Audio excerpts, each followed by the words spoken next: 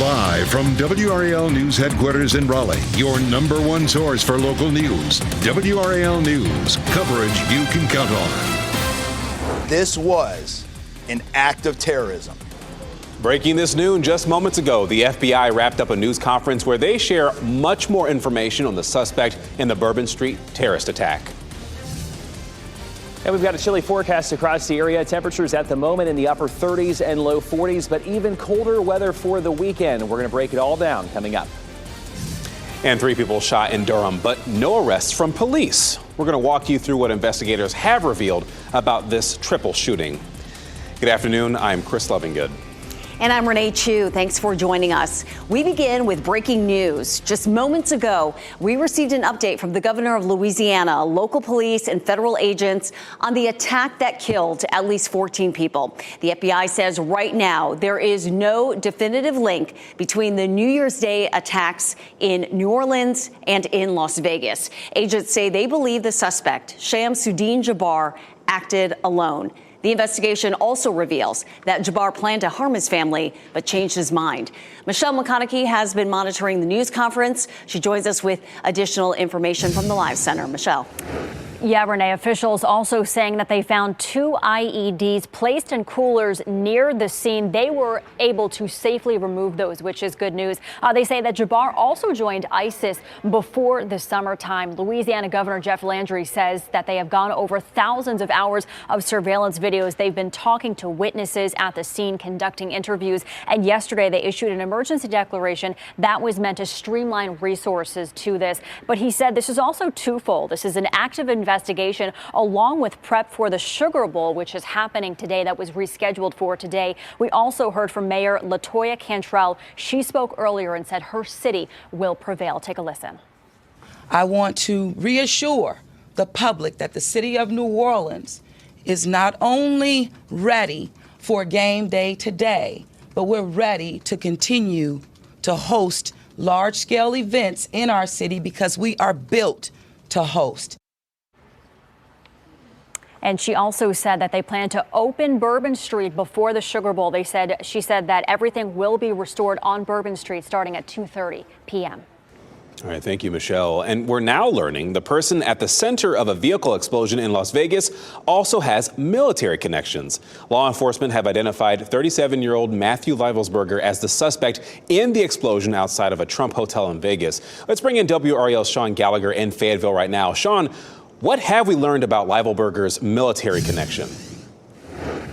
Chris, we know he was in the military for nearly 2 decades, and the Associated Press is reporting that he did spend time here at Fort Liberty in Fayetteville, though we have not had that confirmation from them ourselves. Leibelsberger was considered active duty when he died in that explosion yesterday. Now, the United States Army says Leibelsberger achieved the rank of Master Sergeant, enlisting in January of 2006. Leibelsberger was active duty until 2011 when he joined the National Guard and then later the Army Reserves. Leibelsberger re-entered active duty Army in December of 2012 as a U.S. Army Special Operations soldier.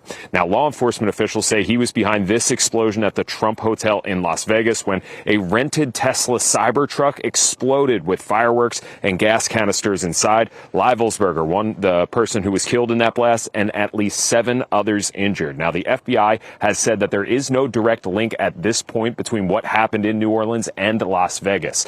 But here in Fayetteville, we have seen online records showing several addresses for Leibelsberger here in Fayetteville. The Army has not confirmed his time here at Fort Liberty, something we'll continue looking into ourselves. But at the time of his death, Army Special Operations Command says that Leibelsberger was on approved leave during that explosion. Sean Gallagher, WRAL News in Fayetteville. Durham police are searching for the person who shot 3 people early this morning. That shooting happened on Guest Road near a nightclub. WRAL's Monica Casey is live at that crime scene. And Monica, any arrests yet? Renee, not yet. This happened around 12:30 this morning. Police did respond to this scene here, but that was after the victims drove themselves to the hospital. Now, we were on this scene soon after this happened early this morning. DPD tells us one of those people is in critical condition right now. The other two have less serious injuries. In the broadcastified radio traffic for this incident, first responders say there was no property damage, but evidence was left behind at this scene. For the vehicle, is that regional? I'm not sure if that needs to be processed or not. There are units out of regional with the vehicle, but there is 5 or 6 shell casings here at La Paranda. In that radio traffic, first responders also say the owner of the vehicle was a witness to what happened. Now, this is not the first time we have covered a shooting in this area of Durham in the past few months. Since October of 2023, there have been 5 shooting incidents in this area of Guest Road. 4 of them have been fatal. Live in Durham, Monica Casey, WRAL News. And we have other stories we'll get to in just a bit. But first, we want to just talk a little bit about, goodness gracious, it's cold outside today. It is. It's beautiful. Lots of sunshine out there, but that's not doing much to warm things up. Anthony, it seems like highs in the 60s were so 2024, and now we might not even hit 50 degrees. Oh, we're going to struggle to get there, Renee. Yeah, 2025 here is coming in with our winter feel across the area. Good afternoon, though, to all of you. It is definitely chilly. We have temperatures at the moment here in the low to mid 40s across the area. You step outside, though, we have the sunshine, which is helping just a little bit. I was out a little bit ago, and it just was so nice to get at least some of that sun, even though those temperatures are a little bit chilly. We take a live look here across the area. That's our WRAL tower in southeast Wake County. Sunshine as far as the eye can see. There's just a little bit of cloud cover, kind of high-level clouds coming in, but it's not going to obscure that sunshine for the majority of us today. Again, there's a look at temperatures, upper 30s, low 40s. We go through today. We're going to top out right about 48 here at 3 o'clock or so this afternoon. We should be at 52, so we're a little bit below normal, but for where we could be, where some parts of the country are right now with this air mass, we're looking pretty good. 40 degrees there at 6 o'clock if you're headed out here this evening for dinner plans. If you want to just go for a walk, it will be a good day for a walk if you bundle up and just make sure you're comfortable with those temps there in the 40s. We look across the region there. We're really, really quiet. You can see those wind barbs coming out of the northwest. We're not seeing any storm systems close to us at this point, but there are some light snow showers to our north right there in portions of West Virginia and into Pennsylvania. But we're keeping our eyes on a close storm system that could come very close to us here near us as we head into the weekend. We're going to time out any and all impacts with that here in just a few minutes. Turning now to politics and the start of the new Congress tomorrow. The first order of business, electing a House Speaker. Republican Mike Johnson has the job now and Donald Trump's endorsement, but he'll need nearly every single GOP vote to hold on to the gavel, and he's already facing skepticism. Garrett Haig reports from Capitol Hill. As a new Congress arrives in Washington tomorrow, House Republicans are hoping to avoid the embarrassing spectacle that began the last Congress. A speaker has not been elected. When it took 15 votes over 4 days to elect Kevin McCarthy as House Speaker. Is duly elected Speaker of the House of Representatives. Now it's Speaker Mike Johnson scrambling to lock down his own party's support after he replaced McCarthy, who was eventually ousted by fellow Republicans. Johnson spent much of his tenure relying on Democrats to help pass key bills as the narrow Republican majority squabbled over spending and how to approach issues like the war in Ukraine. I remain undecided, as do a number of my colleagues, because we solved so many of the failures last year. With an even smaller majority in this Congress, if all Democrats stick together and support their leader Hakeem Jeffries on Friday, Johnson can only afford to lose just one GOP vote and still win the gavel. President-elect Trump, who seemed cool on Johnson after last month's government funding battle, offering him his, quote, complete and total endorsement on Monday, praising him at Mar-a-Lago on New Year's Eve. We're going to get a successful vote. He's a good man. He's a wonderful person, and that's what you need. I'm really humbled and honored to have President Trump's endorsement for Speaker again. He and I work so well together, so closely together, and we have a lot of big things to do. But Trump's endorsement hasn't swayed Kentucky's Thomas Massie, currently the only Republican to publicly vow to vote against Johnson. Massie writing on X that Johnson, quote, won't tell the president what is achievable and what is not achievable in the House, and suggesting Johnson lacks the situational awareness to know what can pass. Indiana's Victoria Spart's concern with Johnson is simpler. He doesn't have any trust, and I don't trust him. That was Garrett Hake reporting. Tonight, President Biden will award the Presidential Citizens Medal to 20 people at the White House. The award is given out to Americans who performed exemplary deeds of service for their country or their fellow citizens. One of the most notable recipients is former Wyoming Congresswoman Liz Cheney, for her actions as the vice chair of the committee that investigated the January 6th attack on the Capitol. Biden will also honor Congressman Benny Thompson, who chaired that committee, along with a number of advocates and experts. Today, Luke Farley will be sworn in as labor commissioner. He won that seat in November.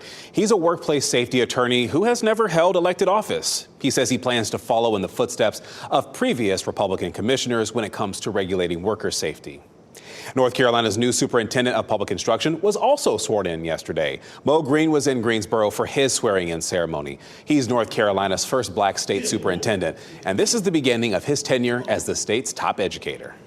Today, the nation's debt ceiling is back in place at more than $36 trillion. The cap is reinstated today after it was suspended in 2023 as part of the Bipartisan Fiscal Responsibility Act. Treasury Secretary Janet Yellen says the country is expected to hit the limit sometime between the 14th and 23rd. And when that happens, the Treasury will need to take what it calls extraordinary measures to prevent a default. Free on bond. Why a Virginia man accused of having 150 explosives at home is with family and not in jail. Plus, back pain problems. This noon, how one exercise can do a lot of good for your lower back. Plus, you'll want to look up at the sky soon when you can see the quickest meteor shower of the year. Keep watching WRAL News over the air Channel 34 and Spectrum Channel 1257.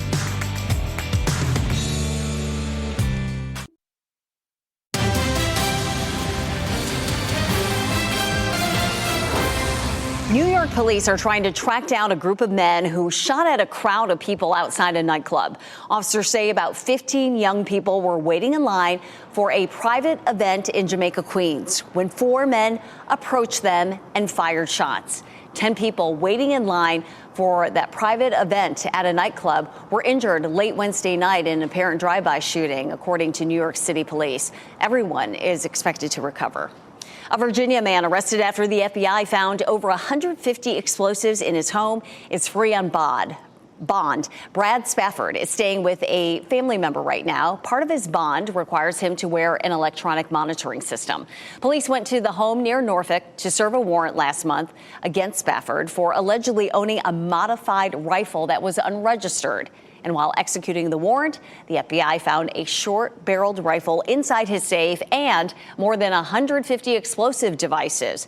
A majority were allegedly in a detached garage and were labeled lethal. Other devices were found in his freezer next to food. In Wake County, investigators are trying to track down the driver of that vehicle who crashed into a home. This happened while racing, according to authorities. The crash happened on Caddy Road just before 9:30 last night. Highway Patrol says 2 cars were racing when one driver lost control. That car veered off the road before hitting an AC unit outside that house you see here on your screen. And the homeowner says he was inside watching TV when this happened. Next thing I know, I heard the limbs and stuff start breaking, and next thing I know, he don't hit my house. And the dude jumped out and ran. Now, no one was hurt in that crash. Troopers were able to find the driver of the other car. That person was cited and released. Now to sad news. The world's oldest Olympic champion has died. Holocaust survivor and 10-time Olympic medalist Agnes Kaleti died this morning in Budapest, Hungary.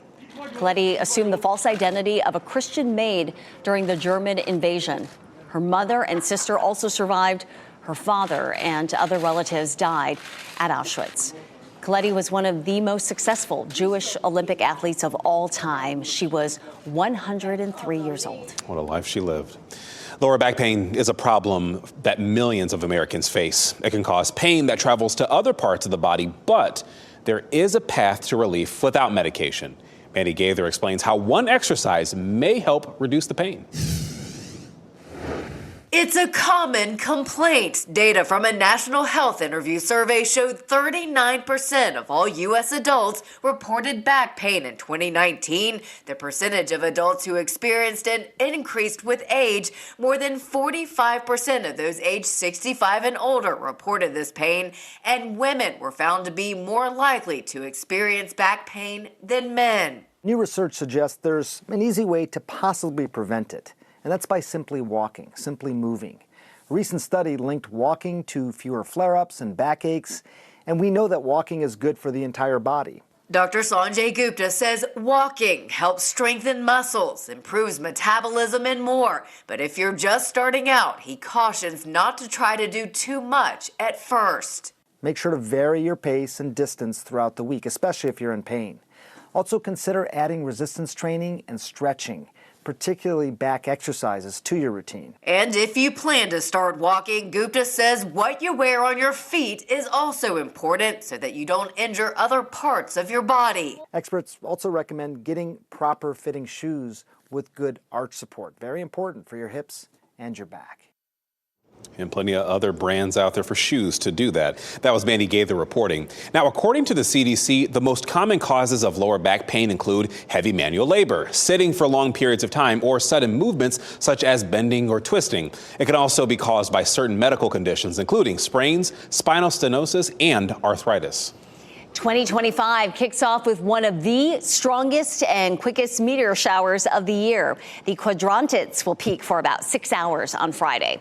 The best time to spot the meteor shower will be during the pre-dawn hours. People on the East Coast could see up to 25 meteors streaking across the skies. Well, Christmas was a little over a week ago, and we are curious, who still has their Christmas decorations up? We're asking, when do you take down your Christmas tree?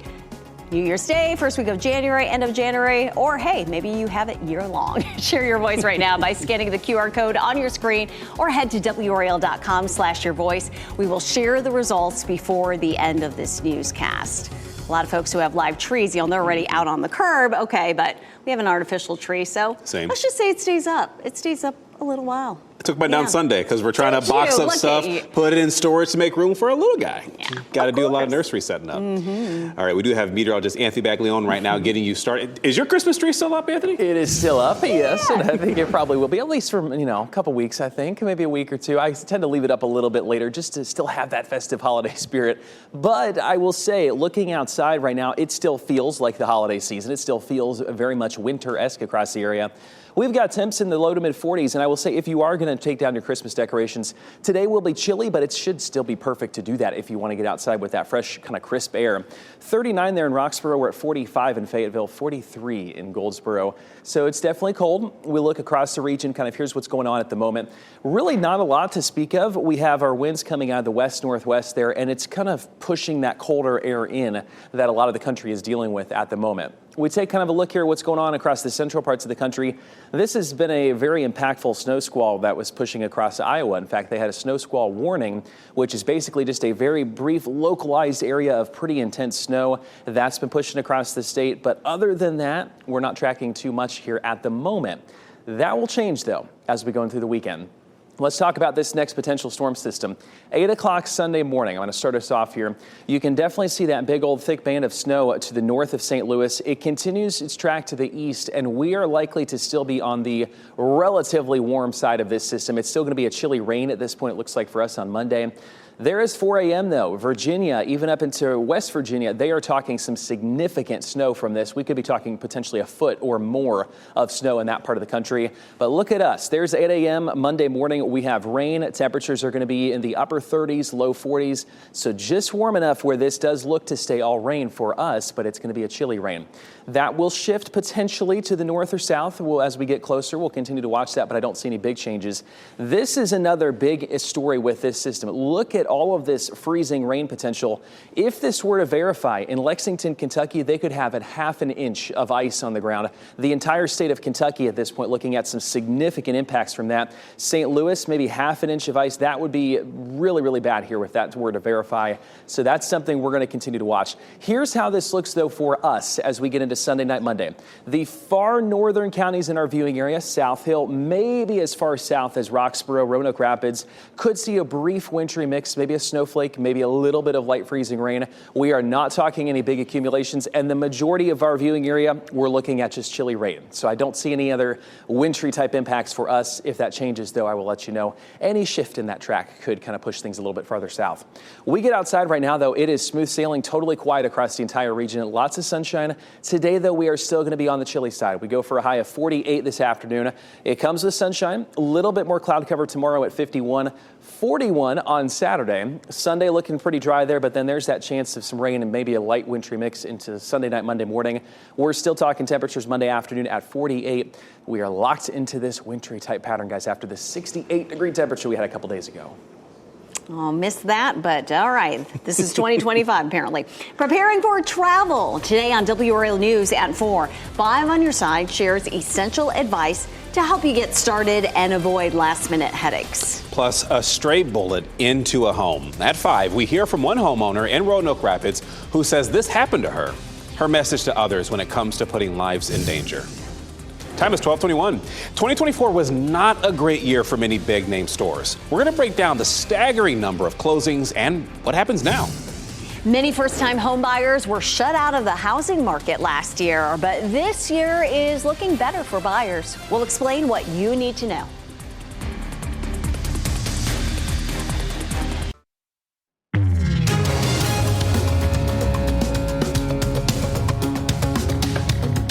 New year, new home. Maybe. If you are buying a house right now, you may want to start preparing for your finances. Jen Sullivan explains what you need to know so you can make a competitive offer.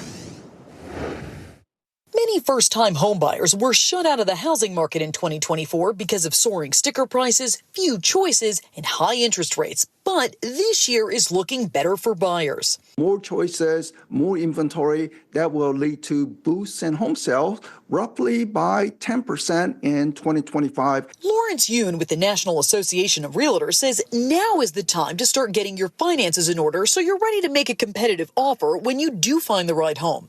First, make sure your credit is in good standing. Second, figure out how much you can afford. Third, find a mortgage lender. Look for the mortgage lender who offers the best rates and even consider adjustable rate mortgage. Be prepared to pay a higher rate for your mortgage. As of last week, the national average for a 30-year fixed mortgage rate was 6.85%, according to Freddie Mac. If you are in the market for a home, you're going to pay a pretty steep interest rate. And I wouldn't necessarily count on interest rates to come down a lot in the immediate future. Next, calculate how much your down payment will cost. According to themortgagereports.com, down payments can range anywhere from 3% to 20% of the purchase price. So if you're buying a $300,000 home, be prepared to put down anywhere between $9,000 to $60,000. Once you've been pre-approved by a lender, you're in a much better position to make an offer on a home. Experts caution buyers to stay within their budget and don't forget to include closing costs and move-in expenses. The FBI is working to determine if that deadly attack on Bourbon Street is linked to a Tesla Cybertruck explosion in Vegas. In just minutes, what leads the FBI is following to investigate that possible connection. Why put off until tomorrow what you can do today? Sounds great, but how many of us abide by that saying? How you can overcome the urge to procrastinate? That's ahead on our newscast. But first, here's a look at your winning North Carolina Education Lottery numbers.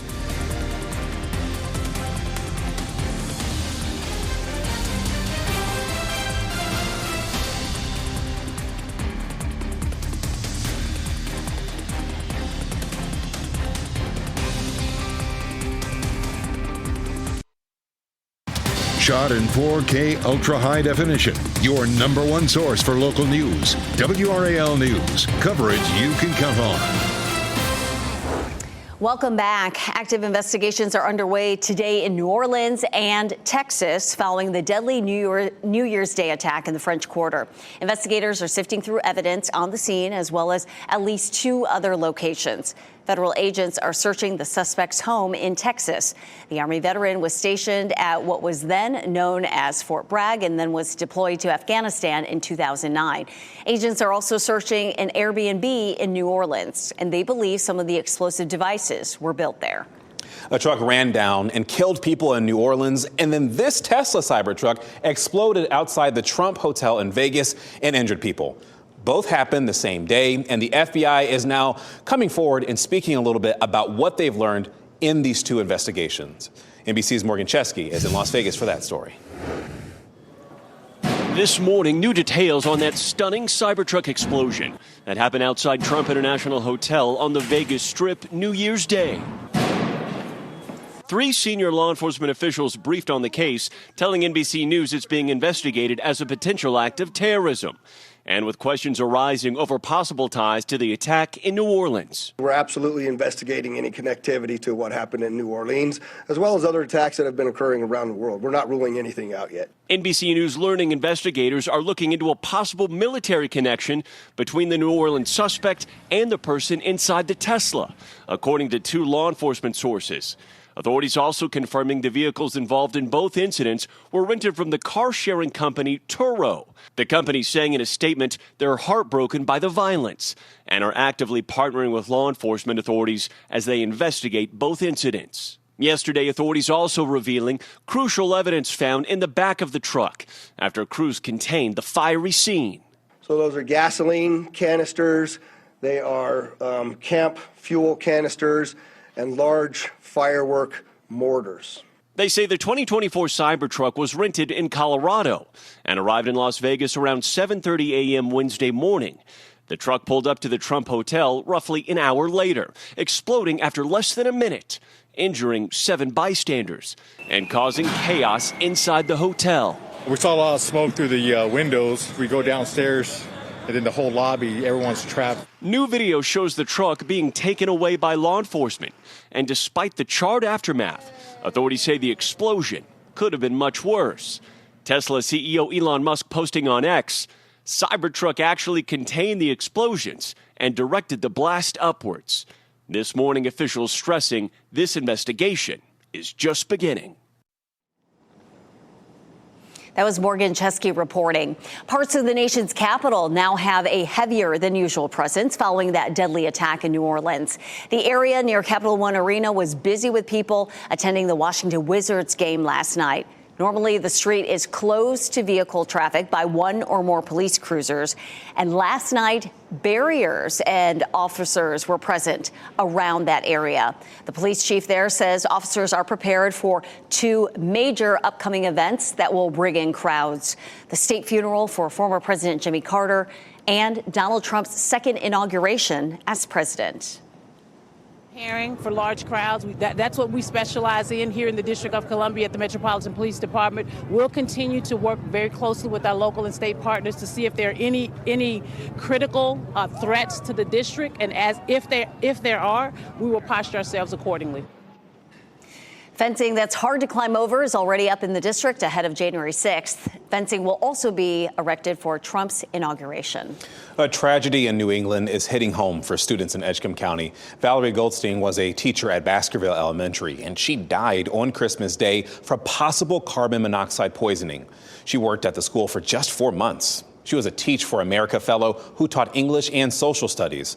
Goldstein was just 22 years old. She and 3 other family members also died in a New Hampshire vacation home. Goldstein's former professors, students, and colleagues have only kind things to say about her. You could hear the drive that she had for education when she was interviewing, and it became very apparent that that drive was a part of who she was as she came here. We were nothing but amazed at the success that she had and the relationships that she built with her students. Grief counselors will be at the school Monday when students return. Goldstein's class will be temporarily covered by a long-term substitute. Police revealed more information on a deadly fireworks explosion in Hawaii. Investigators say it appears someone at a home in Honolulu lit several fireworks in the driveway. Some of those fell into crates with other fireworks inside, setting off the explosion. Police say 3 women died. More than 20 people were injured. Authorities say many of the injuries are serious. Your state income taxes are going down this year, and this year's cut is 1/4% from 4.50% to 4.25%. Now, for the average worker in North Carolina, that works out to about $131, or roughly $11 a month. Now, the thing is, this will have an impact on the state budget. Budget experts estimate it will cost the state about $1.25 billion every year. This is the 8th time state income taxes have been cut since 2014, and another cut is planned for next year. And happening right now in the WRAL Live Center, Simone Biles is Sports Illustrated 2024 Sports Person of the Year. The 11-time Olympic medalist earned the prestigious title today. And Sports Illustrated went on to say Simone Biles is the Sports Person of the Year because she won gold and then another gold and then another. She changed the face of her sport and the conversations around athletes in general. Biles is tied for the 2nd most decorated female gymnast in Olympic history. She will receive the award on January 7th in Las Vegas. So deserving. Well, if you drive a Ford pickup truck, listen up. 300,000 trucks are under a recall. We'll run down the models affected and what the issue is. And unfortunately, we are in virus season. Why so many people are getting sick now after the holidays? Just a reminder, our team is working to bring you exclusive stories. For coverage you'll find only on WRAL, visit WRAL.com and search the word only.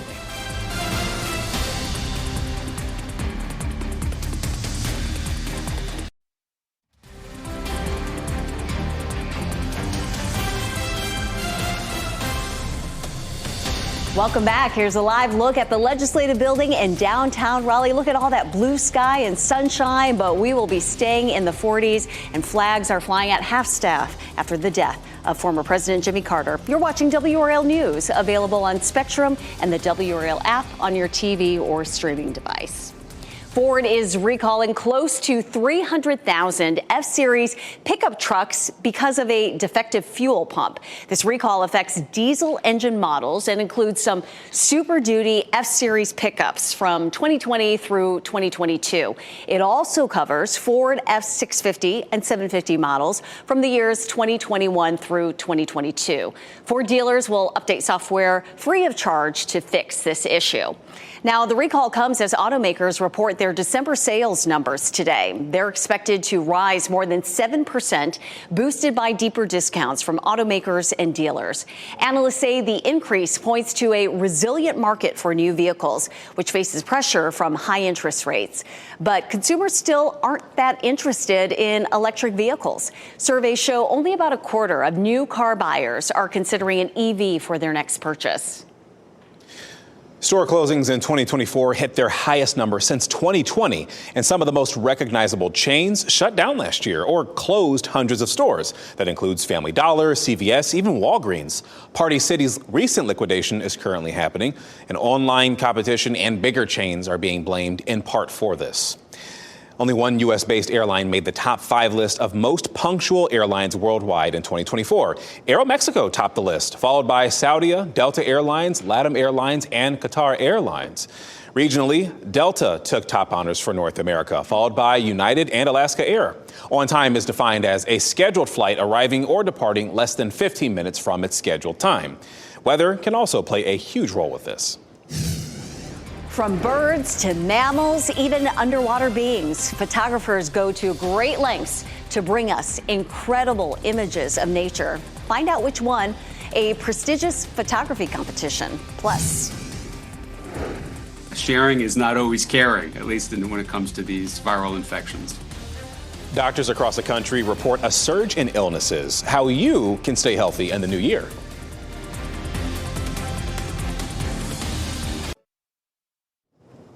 After a relatively slow start to respiratory virus season, the U.S. is kicking off 2025 with a surge in severe illnesses. Mandy Gaither looks at the latest data and has more on how you can help prevent getting sick. It's a new year, but we're starting 2025 with the same old viruses, several now surging across the U.S. you put together a holiday party that's crowded and people talking loudly at one another with not much ventilation, and that's the ideal setting for spreading the respiratory viruses. Right now, nationally, CDC surveillance of wastewater shows COVID-19 levels are high. Influenza A and RSV levels are both moderate, and the agency says cases of norovirus, sometimes called the stomach flu or stomach bug, are also surging. Between August 1st and December 11th, there were 36% more norovirus outbreaks reported by states who share data on this virus than in the same period last seasonal year. Norovirus is the most common cause of gastrointestinal symptoms, nausea, vomiting, diarrhea. It's really kind of a miserable illness. Dr. Paul Sachs with Brigham and Women's Hospital says norovirus is spread through direct contact with contaminated surfaces and other people's hands. Cleaning things like countertops and washing hands can help stop the spread. That can also help keep respiratory viruses from passing between people. And Sachs says if you're sick, stay home. Sharing is not always caring, at least when it comes to these viral infections. That was Mandy Gaither reporting. Good ventilation in indoor spaces can also help stop the spread of respiratory illnesses. And folks, remember, it's never too late to get vaccinated. Vaccines for COVID-19, RSV, and flu are still available. Whether it's a task at work or at home, we all procrastinate now and then. But why do we sometimes put off the things we know we have to do? Psychologists say some people delay acting because they want to be perfect. Depression, anxiety, and fear of failure are some other reasons people tend to procrastinate as well. To avoid procrastinating, break down what you need to get done into smaller tasks. Calling on a friend or family member can also motivate you to get something done. Get an accountability buddy for procrastination. Somebody is going to check in and say, hey, did you do A, B, and C? And then hold you accountable. And if you didn't, sometimes that person can come over and help you. And if you continue struggling with procrastination, a mental health professional can help you come up with a solution. I feel like here in the WRAL newsroom, we're all accountability buddies, right? Yeah. That's true. We make sure we get our stuff done. Well, I have anxiety, and sometimes I need someone to kind of coach me through doing things in little bits instead of big things. That can help definitely push you forward if you're procrastinating. One step at a time. One step at a time. All right, one step at a time. Also, when it comes to our weather situation going on outside, it's going to be a bit before things get warmer because it's going to be cold in that forecast. It certainly is, because, we're kind of doing stair-step temperatures here the next couple of days. We're going to be seeing kind of a colder pattern all the way through the weekend, and even looking through the rest of January, it looks like we're going to be locked into this cold pattern here for the majority of us. There will be some ups and downs, but I don't see any at least 68, 70 degree temperatures like we saw even a couple days ago. At 68 is where we saw that high temperature 2 days ago. 43, though, is where we sit right now in Raleigh and Durham. 44 in Goldsboro. All of our temperatures are cold. We go for a high only of 48 this afternoon, and then we drop off pretty quickly here this evening. Right about 8 o'clock, we're at 37, and then closer to midnight there at the freezing mark yet again. So we're kind of going to see that the next couple days. Lots of big bowl games happening. We, of course, have the Gator Bowl. Duke is playing Ole Miss. This is down in Jacksonville, Florida. This is the forecast in Jacksonville, just to get you an idea of what they're expecting. There shouldn't be any issues with this game. It's going to be actually pretty similar to our temperatures, just a little bit warmer. No rain expected with that one. Also, we have the Sugar Bowl that was rescheduled from yesterday. It's scheduled to go on at 4 o'clock today in New Orleans. Beautiful sunshine, though. 4 o'clock, 62, 56 degrees there at 7 o'clock. It is in the Superdome down there, but still looking really good for all those fans tailgating. We go to 41 there on our Saturday, so we're still cold through the weekend. 46 on Sunday. It comes with sunshine. Sunday, we have a little bit more cloud cover that comes in. That will be ahead of a storm system that's going to push across the country and bring some significant impacts in the way of some ice, snow, in the form of rain. Here's what our impacts, though, or lack thereof, look like at this point. I do think we're mostly going to see a chilly rain, so of course that will be inconvenient for you as you're headed out Monday morning, but the bulk of any wintry weather, the icy weather, likely stays to our north. We could see a brief wintry mix, though, for a place like South Hill. I don't expect accumulation or anything like that. It's just enough where you may want to be careful Monday morning. That is what we're looking at, though. This does not look like a big-time storm system coming through. They're looking at, though, in some parts of the country, potentially over half an inch of ice across Kentucky, a foot of snow in West Virginia, so this is something we're going to continue to track here here for at least the next couple days. That system, by the way, is still out in the Pacific Ocean. 48 degrees, though, for us today. We go to 30 tonight, 51 tomorrow, 41 on Saturday. There will be some locations that struggle to get out of the 30s as we head through the majority of our day on Saturday. The weekend is dry, though. Any plans looking great. We get to Sunday night, early Monday morning. There's that next chance at that wintry mix, maybe a little bit of rain. There are some indications that maybe really early on our Sunday evening, 6, 7, 8 o'clock or so, there could be some light areas of rain that come through. I don't think that's going to be a big deal, but that's something, of course, I'll be watching. 48 on Monday. We go to 42 on Tuesday, 41 Wednesday. You get the picture there, guys. We're looking at this chilly pattern that continues, like I said, all the way through this week, probably the week after, and it's just going to stick with us here through most of January. Hate it. All right, thanks, Anthony. Well, earlier we asked you, when do you plan to take down your Christmas decorations? So what we've been doing, we've been collecting answers, and we will continue to collect answers throughout the day to share with your friends. Just scan the QR code right there on your screen or head to WRAL.com/yourvoice. And it looks like the first week of January currently is the winner. Yeah, I fit that bill. So, okay. That way you're not procrastinating, right? We just talked about that. All right, so mind-blowing images of nature and the great lengths some photographers go to capture them. We're giving you a look at the best pictures of nature after this break. They are truly stunning. All right, here's a look at the winning Powerball numbers. We have 6, 12, 28, 35, 66, and the Powerball is 26. The multiplier is 3. Good luck.